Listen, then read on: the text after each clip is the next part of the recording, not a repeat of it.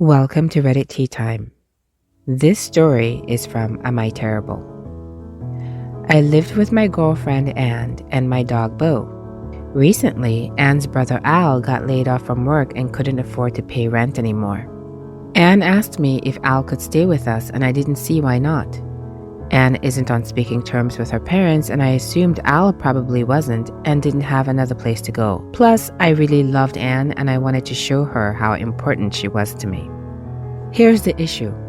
Anne told me Al had a mild dog allergy. When I initially spoke with both of them, I said I would do my best to accommodate but would not, under any circumstances, get rid of Bo. Both understood, and Al said his allergy wasn't that bad. Al moved in, and to be honest, he wasn't a great roommate. He didn't seem to be in a hurry to move out, and he spent most of his time sleeping and playing video games instead of looking for work. He didn't pitch in for chores and let laundry pile up in his room, then acted confused when I told him he had to do his own laundry. He ate the food we cooked, but did not help with cooking or buying groceries. Worst, he ordered lots of fast food for himself and left wrappers, bags, and old food in his room, which made the whole apartment smell. After a month or so, Al said his allergies were getting worse and asked me to consider putting Bo in a shelter. I said absolutely not, but Anne said we should consider getting rid of Bo to accommodate her brother's needs. I said no, and we would not be discussing this further. She called me terrible for choosing my dog over my family. That's when I snapped. I said Al is not family and he's been nothing but a hassle for the past month, and that if she wants to babysit her older brother, she can find her own place. She has no legal right to stay here because my name is on the lease and I pay rent. Anne is in grad school and doesn't make enough money to afford a decent apartment on her own. She tried again to convince me that I should prioritize Al over Bo, so I gave her an ultimatum. Either Al is gone in 24 hours or I kick both of them out. Bo stays no matter what. Both have since moved out, and while Anne and I are not officially broken up, I haven't heard from her in a few days. I know this may sound harsh, but Bo is my family. He's been with me through some of my hardest times, and he's a rescue, which means he was already abandoned once, and I will not let that happen again. I feel nothing for Al, and while I thought I loved Anne, her willingness to get rid of someone I love as much as her made my feelings change. When I explained this to my parents and sister, however, they said I should have at least considered getting rid of Bo to accommodate Al, and that they could even take care of Bo themselves so he didn't have to go to a shelter. They said if I saw Anna's family, which I did at one point, I should be able to make sacrifices. But that was a sacrifice I wasn't willing to make. Does that make me terrible? You did the right thing by standing up for your dog and not giving in to Anne's demands to get rid of him. Bo is your family and you have a responsibility to take care of him. It's not like you just got Bo and Anne asked you to get rid of him. Bo was there first, and Anne's brother moved in with full knowledge that you had a dog.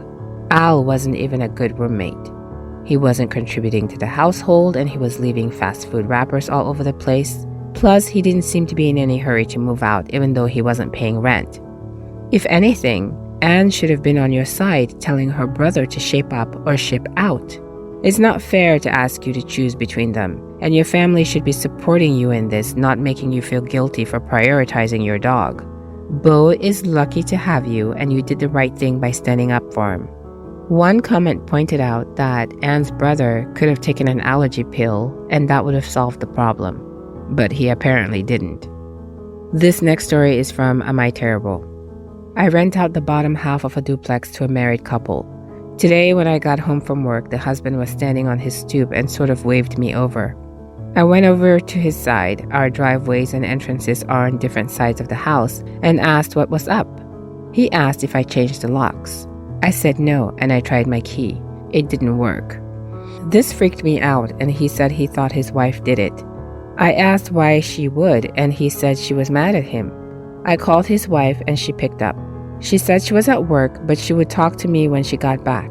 I said she needed to come back with the new key right away. She asked if her husband was there, and I said yes. She said not to let him in. I went out and bought new locks. I entered through the basement and unlocked the door for the husband, and he helped me switch out the locks. I explained that the price of the new locks was coming out of their deposit, and he said he understood. I made copies of the keys and gave him a set and called the wife to tell her she could pick up her set from me and explained about the security deposit. She flipped out at me for letting the husband in and giving him keys. I explained that he's on the lease and I was fulfilling a legal obligation. She said that was BS and I made a choice and it was a bad one. She called me out for being a woman who doesn't support other women. She said her husband cheated and I was helping him escape consequences.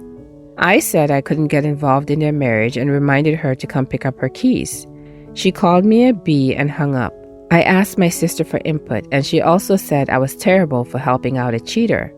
I feel like I can't pick sides because I have a legal and moral obligation to abide by the terms of our contract and provide both of them with access to the bottom half of the duplex. Am I terrible for not supporting other women?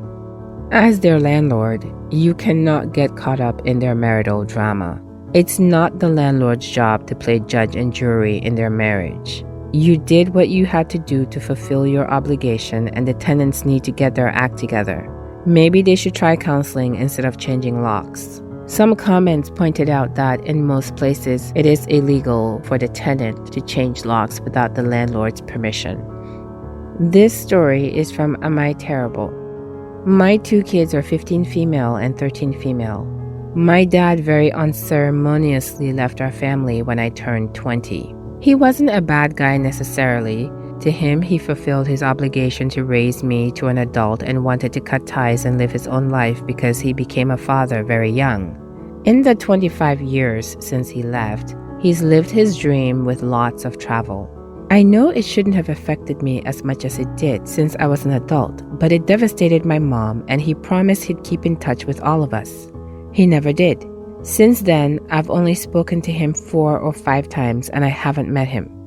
My mom has never spoken to him again. This was all on his end. We tried to no avail. When I had kids of my own, we didn't pretend I didn't have a dad or he passed or anything like that.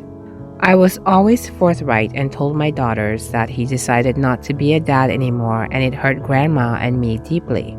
If my kids had any questions, I told them the truth with how it affected us, but also more menial things like how he was, who he was, and so on. My kids have a generally negative view of him and they came to their own conclusions given all the facts with no hyperbole or sugarcoating. He emailed me to talk on the phone last week and he told me he's dying with stage 4 lung cancer. We talked a bit about him leaving and he said he doesn't regret his decision because his life was taken from him. He said he respects that I've turned into a well-adjusted adult and he's proud that I've got so far even without him, but that he doesn't love me and has no intention of seeing me before he goes. He did say, however, that he's dividing his assets between a few close friends and wanted to leave $25,000 each to both of my kids. He was a penny pincher but still lived modestly. He only ever worked to maintain, never to grow, so I don't doubt this is a large chunk of his total assets. He said it's only right that they get this money because they're his only grandchildren. I'm conflicted because accepting this money means, at least how my brain rationalizes it, that I forgive him or that it's okay or healthy to have lived how he did. I don't want my kids to get a lump sum and suddenly have a change of heart about him. I'm thinking of refusing the money on their behalf because it sets a bad example. My wife stands by my decision. But would I be terrible to my kids for taking this choice from them? They don't know about it, and my plan is to keep them in the dark about it, possibly forever. Your dad wants to send a parting gift to your kids after being absent their entire lives. I can see how you'd be conflicted. You don't want to set a bad example for your kids by accepting money from someone who abandoned their family. But at the same time, you don't want to deny your children this opportunity. Personally, I think you should accept the money on behalf of your kids, but make it clear to them that this gift doesn't change the past. It's just a final act of generosity from a man who made some bad choices in his life. As for keeping it a secret from them, I don't think that's the right move. You already told them so much about your dad, and your kids are teenagers. They're old enough to understand the situation and make their own decision about how they feel about their grandfather. Just be honest with them and let them decide for themselves whether they want to accept the money or not. In the end, it's not about the money, it's about the relationships we have with our loved ones. Even if your dad left, he's still your dad. so take the money and use it to create a positive memory with your kids. This story is from Am I Terrible? Yesterday, I had issues logging into my Facebook account on my computer and went to borrow my husband's laptop to see if I could log in from there. The laptop was in his bag and he left for work shortly after. Later, I got an angry call from him asking where his laptop was. I said I borrowed it to check my Facebook login, but he ranted about how I caused him grief at work by taking it without even asking. I reminded him of who bought his laptop to begin with, but he said it was supposed to be a gift from me. True, I felt sorry for him and wanted to get him a proper laptop for work, but is that a bad thing? He said still I shouldn't have taken it and that Facebook login issues was not an emergency. He came home looking upset and avoided me. I thought he overreacted to this, but he snapped and said it caused him grief at work. One comment said, "You're terrible. First off, you should never use someone's electronics without asking. That's just basic etiquette. But secondly, this is a work laptop, which means there is likely information on there that you are not privy to see." And then the cherry on top is that because you ignored point 1, he was missing his laptop when he left for work. Grow up. Another comment said, "You're terrible. You didn't ask first, didn't tell him, and let him go to work without his work laptop. Just because you paid for it doesn't mean you have free rein to use it, especially if it's for his work. I would expect this from a child, not an adult."